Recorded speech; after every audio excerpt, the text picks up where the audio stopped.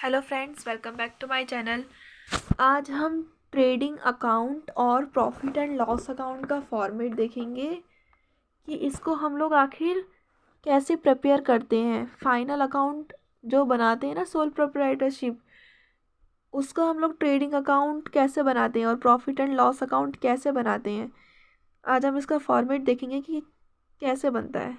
सबसे पहले लेज़र बना लीजिए trading account and P&L account का। ये P&L है, इसको मैं पूरा लिखना भूल गई, आप पूरा लिखिए। Trading account and P&L account heading डाल के लेज़र बना लीजिए। लेज़र बना लीजिए पार्टिकुलर रुपीज़। यहाँ पे आता है हमारा डेबिट बैलेंस और क्रेडिट बैलेंस, ऐसा करके debit credit, left hand side debit, right hand side credit. Debit क्या क्या होता है? डेबिट जिसमें हमारे खर्चे हो रहे हो, जैसे हम कुछ चीज़ परचेज कर रहे हो, परचेज पे तो खर्चा ही होता है ना, और वेजेस दे रहे हो, खर्चे डेबिट होते हैं। और जो प्रॉफिट होता है वो क्रेडिट होता है, जैसे सैलरी, रेंट, ये सब डेबिट होगा। जैसे प्रॉफिट जो होते हैं वो क्रेडिट होते हैं, इनकम क्रेडिट होता है, कमीशन क्रेडिट होता है, इंटरेस्ट ऑन इन्वेस्टमेंट क्रेडिट होता है, सारी चीज़ें क्रेडिट होते हैं। सबसे पहले हम लोग ओपनिंग स्टॉक, जो परचेसेस पिछले साल किए थे वो भी तो एक्सपेंसेस ही थे ना। ट्रेडिंग अकाउंट, सबसे पहले हम लोग ट्रेडिंग अकाउंट बनाते हैं। जैसे मैन्युफैक्चरिंग, ये वाला हमारा मैन्युफैक्चरिंग यूनिट के लिए बनता है। मैन्युफैक्चरिंग यूनिट मतलब जो फैक्ट्री वगैरह होते हैं ना, उनके लिए हम लोग ट्रेडिंग अकाउंट बनाते हैं। और profit and loss office level के लिए बनाते हैं, ये ऑफिस लेवल के लिए बनता है। और जो ऊपर वाला है ना, जितना मैंने आपको ये बताया, ये होता है हमारा फैक्ट्री लेवल के लिए, जो फैक्ट्री में होता है। जैसे ओपनिंग स्टॉक, जो स्टॉक पुराना पड़ा हुआ है, वो भी कभी ख़रीदा होगा ना, तभी वो स्टॉक है, वो परचेज, वो एक्सपेंसेस होता है, उसको हम लोग डेबिट साइड में लिखते हैं, ओपनिंग स्टॉक को। फिर कुछ परचेज किया, ये भी एक एक्सपेंसेस है, परचेज को हम लोग डेबिट साइड में लिखते हैं। फिर माइनस करते हैं उसमें से रिटर्न आउटवर्ड, कोई रिटर्न हमने कर दिया कुछ चीज़, तो परचेज कम हो गए तो हम उसको माइनस कर देंगे। और फिर माइनस करके यहाँ पे बैलेंस लिख दिए ना, जितना भी माइनस करोगे परचेज इसमें से।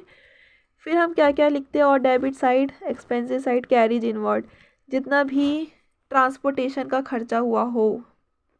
इनवर्ड मतलब क्या होता है? इनवर्ड मतलब होता है कि जब हम सामान को परचेज करके लाए होंगे, जैसे दिल्ली से लखनऊ, हम लखनऊ जब लाए होंगे, तो ट्रांसपोर्टेशन का जो भी खर्चा होगा सामान के परचेज करने पे, वो कैरेज इनवर्ड होता है। उसको भी हम ट्रेडिंग अकाउंट के डेबिट साइड लिखते हैं, जो परचेज का खर्चा होता है ट्रांसपोर्टेशन का। फिर इधर के साइड हम क्या लिखते हैं, क्रेडिट साइड, सेल्स, कुछ सेल कर दिया हमने, सेल्स रिटर्न, कुछ भी सेल किया है वो कस्टमर ने वापस कर दिया है, उसको माइनस कर देंगे, क्योंकि इसकी वजह से नुकसान होता है। क्लोजिंग स्टॉक आता है हमारा क्रेडिट साइड में। जैसे अभी आपको एडजस्टमेंट में पता चल जाएगा, ये एडजस्टमेंट का क्वेश्चन है, क्लोजिंग स्टॉक को कैसे सॉल्व करते हैं। अगर आप बाद में वीडियो देखोगे तो मैं उसमें बता दूंगी आपको क्लोजिंग स्टॉक के एडजस्टमेंट के बारे में। और अगर इधर के साइड बैलेंस बचता है, मतलब इधर का बैलेंस प्रॉफिट का ज़्यादा होगा, इसकी वजह से प्रॉफिट हो जाता है, ग्रॉस प्रॉफिट। और अगर इधर का बैलेंस बचता है, तो मतलब परचेज एक्सपेंसेस का ज़्यादा बैलेंस होगा, इसकी वजह से लॉस होगा। तो इधर लॉस और इधर प्रॉफिट। बाद में अगर प्रॉफिट बचता है तो हम इसको अगले बारी प्रॉफिट एंड लॉस में क्रेडिट साइड कैरी डाउन करते हैं, और इधर बचता है तो इसको डेबिट साइड। ये हमारा ट्रेडिंग अकाउंट होता है, इतना हमारा ट्रेडिंग अकाउंट होता है। इसके बाद हम P&L अकाउंट बनाते हैं। ये जो ग्रॉस प्रॉफिट होता है ना, उसको कैरी करके फिर हम P&L अकाउंट बनाते हैं, और ग्रॉस लॉस को इधर के साइड क्रेडिट कैरी डाउन करते हैं, और ग्रॉस प्रॉफिट को इधर के साइड। फिर जितने भी एक्सपेंसेस होते हैं ऑफिस लेवल पे, जैसे रेंट हो गया, सैलरी, वेजेस इधर आता है। यहाँ पे वेजेस लिखना भूल गई, ये ट्रेडिंग अकाउंट में आता है, ना कि P&L में। वेजेस क्या होता है? जो मज़दूरों को वेजेस देते हैं। वेजेस कहाँ देते हैं? फैक्ट्री में, मज़दूर तो फैक्ट्री में होते हैं ना, तो ट्रेडिंग अकाउंट का पार्ट है। और सैलरी हम एम्प्लॉयज़ को देते, तो सैलरी हमारा प्रॉफिट एंड लॉस का है पार्ट है, क्योंकि वो ऑफिस लेवल के खर्चे हैं।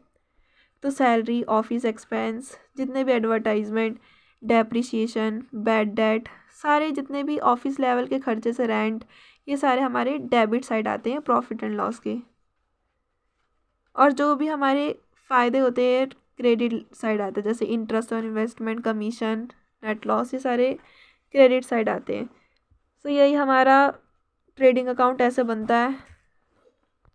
और अगर इन सब का आप बैलेंस करोगे तो यहाँ पे आप बैलेंस इसका लास्ट में क्या करोगे, आप यहाँ पे सब इनका बैलेंस करोगे पूरा और इसका बैलेंस करोगे। अगर इधर का बैलेंस ज़्यादा आएगा तो इधर हमारा नेट प्रॉफिट होगा, और अगर डेबिट साइड का बैलेंस ज़्यादा आएगा तो क्रेडिट साइड नेट लॉस होगा। तो ऐसे करके हम इसको क्वेश्चन जब सॉल्व करेंगे तो और अच्छे से आएगा आपको समझ।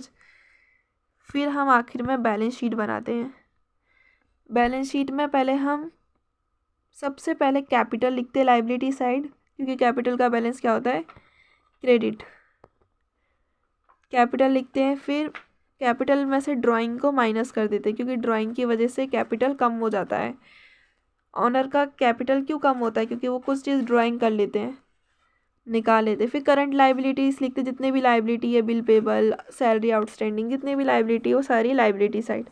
और जितने भी एसिड्स हैं वो सारे एसिड, लैंड, जैसे जितना भी फिक्स्ड एसिड होगा उसमें से डेप्रिसिएशन माइनस होता है, जैसे इसमें सब में डेप्रिसिएशन माइनस कर रखा है ना।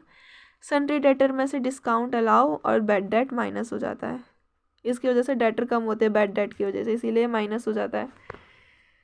सो ये हमारा बैलेंस शीट और ट्रेडिंग अकाउंट का फॉर्मेट है।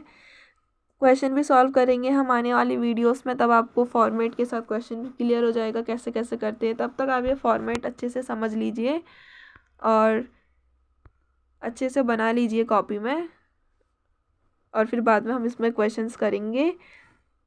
वीडियो अच्छी लगे तो लाइक शेयर सब्सक्राइब करें। Thank you for watching.